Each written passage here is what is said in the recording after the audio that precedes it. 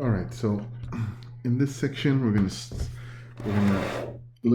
gonna define what a dimension of a vector space is. This is gonna kind of tie together what we talked about in the previous sections when we define what it is to be a basis for a vector space, and then put with that the term dimension.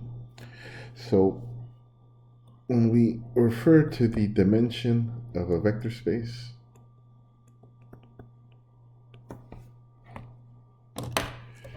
okay, so what this means is,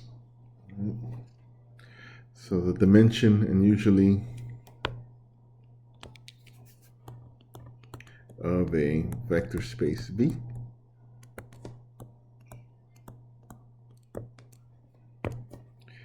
right, so we use the notation this dimension of V, and we assign to it, as long as we assign to it a integer value or a positive integer value, we said the dimension of the vector space V is equal to some value t, where t is the number of vectors in a basis, in any basis. And what we're going to introduce here a couple more theorems to kind of state that if we know how many vectors are in one basis, well, then I know how many vectors are going to be in any other basis. Okay. Now, if a vector space if there's no finite set in the basis, then we say it has it's infinite dimensional. Right? For this class, we won't worry about vector spaces that have infinite dimensions. All right, all the ones that we deal with will be of a finite dimension. Okay, so when we refer here, now it's important to know the dimension of a vector space, because then from there it allows, we can gain other information from the vector space. All right, now if we take a look here at our textbook here, all right, so here a couple of theorems to go along with our definition here of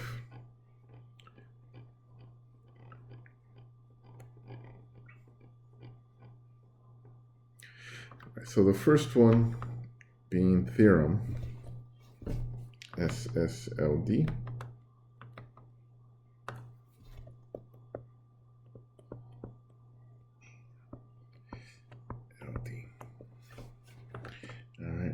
Now in our textbook, here we see, so theorem SSLD, right? So if we see here, this theorem states that we suppose that S is a set of vectors, right, labeled them V1 through Vt, which spans the vector space.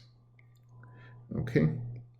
And then any set of t plus 1 or more vectors from V is linearly dependent. All right. Okay. Now notice here it just says a finite set of vectors which spans the vector space, so it doesn't really put into talks about whether it's a basis or not. It just says if this set spans it, I know how many there are in there. I know for a fact that any set that's bigger than size t will be linearly dependent. Okay. So here.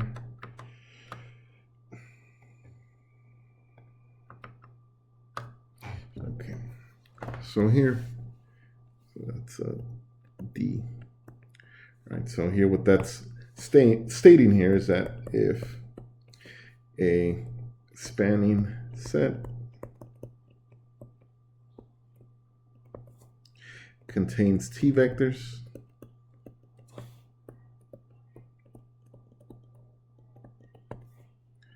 then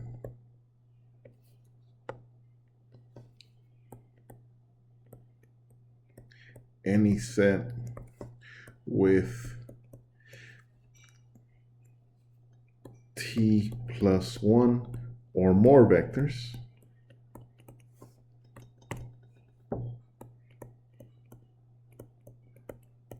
is linearly dependent. Okay? All right.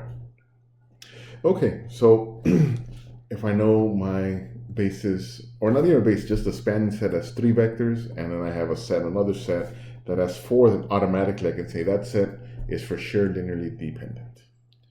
Okay? All right, now our next theorem here now will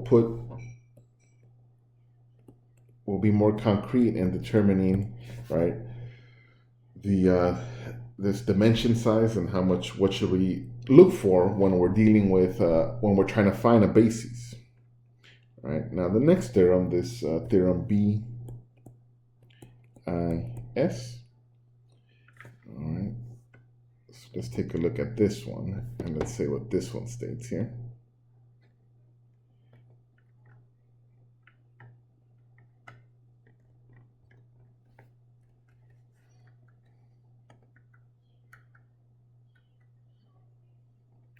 Okay, so if you see here theorem BIS, bases have identical sizes. And it says, suppose that V is a vector space with a finite basis B and a second basis C, then B and C have the same size. All right. So now, while a basis will not be unique to a vector space, we could come up with different kinds of bases for a vector space. What is going to be constant throughout is how many vectors are going to be in this basis. All right, so theorem BIS, what that is stating here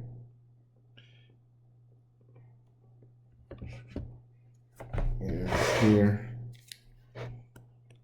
that a basis, if a basis for a vector space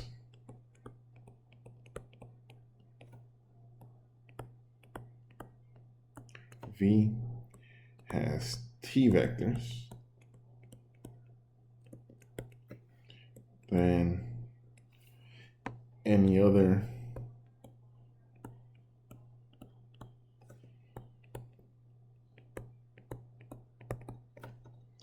will have T vectors. Any other bases will also have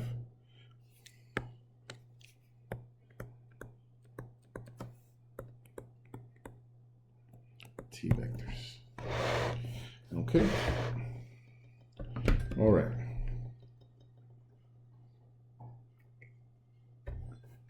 Okay. And this has to make sense based on this has to be true based on the theorem SSLD. So, for example, think about this here. Let's say B1 and B2, right, are both bases for a vector space. Bases for V. All right. Now, since B1 spans V,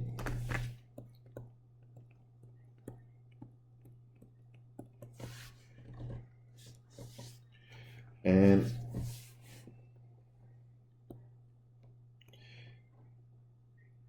B2 is linearly independent, right? One of the properties of a basis. Now, the previous theorem, B2, states that the size of B2 has to be less than or equal to the size of B1, right? So these absolute values, when we're talking about sets, is just talking about how many elements are in a set. So that means that B2 has to be less than or equal to B1, but we could also we could just switch around the B2 and B1 in our argument, right? We could say, all right, well, since B2 is a basis, right, B2 spans V, and B1 is linearly independent because it is also a basis. Well, the previous theorem says, well, B1 has to be less than or equal to B2. So if something is both less than or equal to, then that means that they have to be the same size. Okay, so any basis must contain the exact same number of vectors. All right, so now let's take a look at some common vector spaces and common bases, or the standard bases. We'll define these. All right, so let's take a look at dimensions of our standard bases.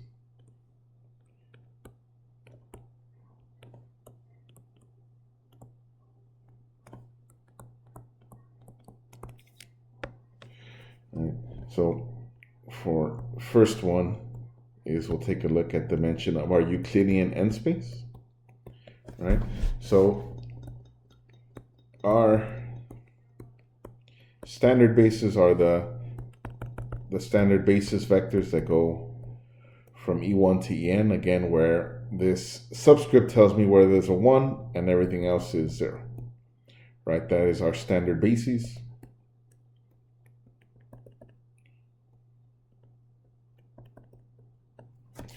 Okay, etc. till we get to e to the n. 1, looks like that.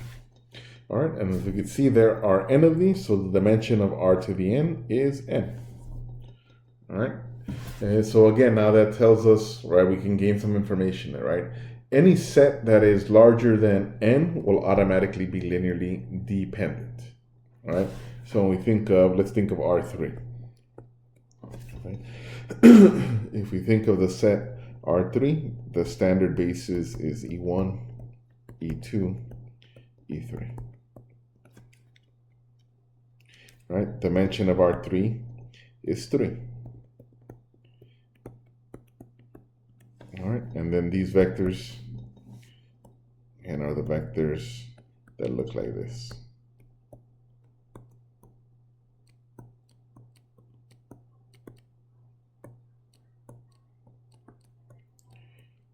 Okay, so we have 3 vectors here. Any other set that is bigger than 3 is automatically linearly dependent, right? That's from our previous theorem, SSLD, right?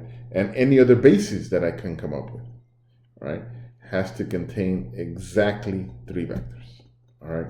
No more, no less, all right?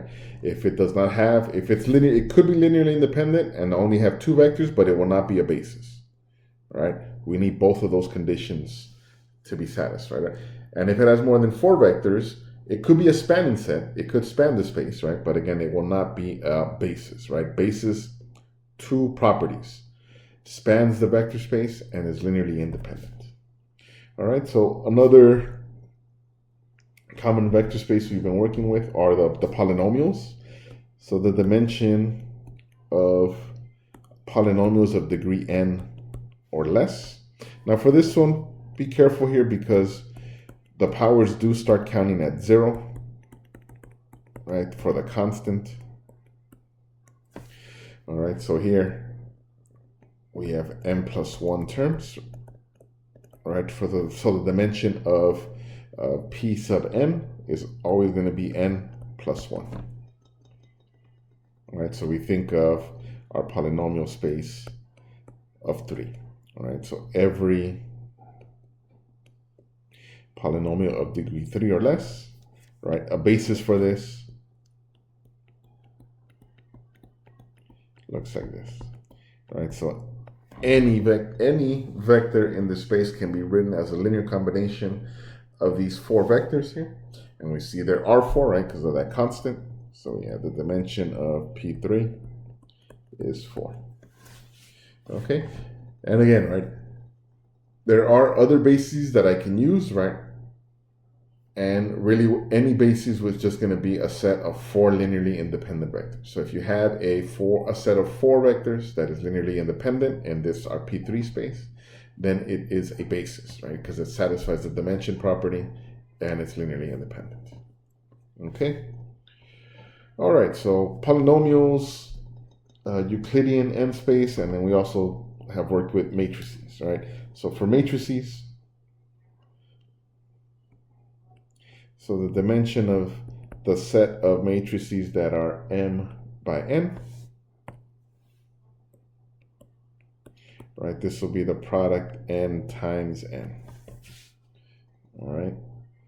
And then the standard bases will consist of where there's a 1 in one position and 0 everywhere else, right? So let's say, for example, let's look at, how about 2 by 2 matrices, right? Dimension of m 2 by 2, right? So here, what I'm stating is that's going to be 2 times 2, so 4. This has 2 dimensions, right? And the standard bases for our 2 by 2 matrices will look like this.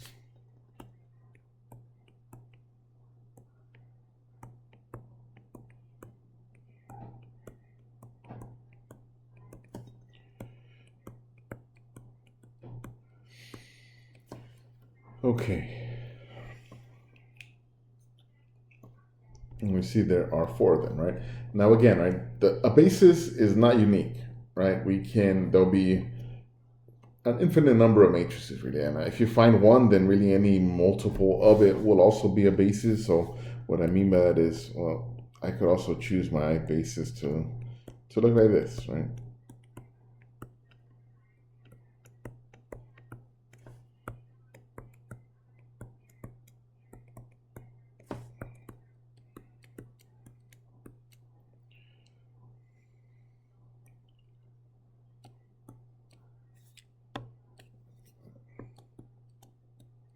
All right, this will be an alternate basis. All right, all that would change is the coefficients of the linear combination, right? Something like the standard one, it's really easy to work with because, for example, let's say you wanted to write the matrix 2, 3, 4, 5.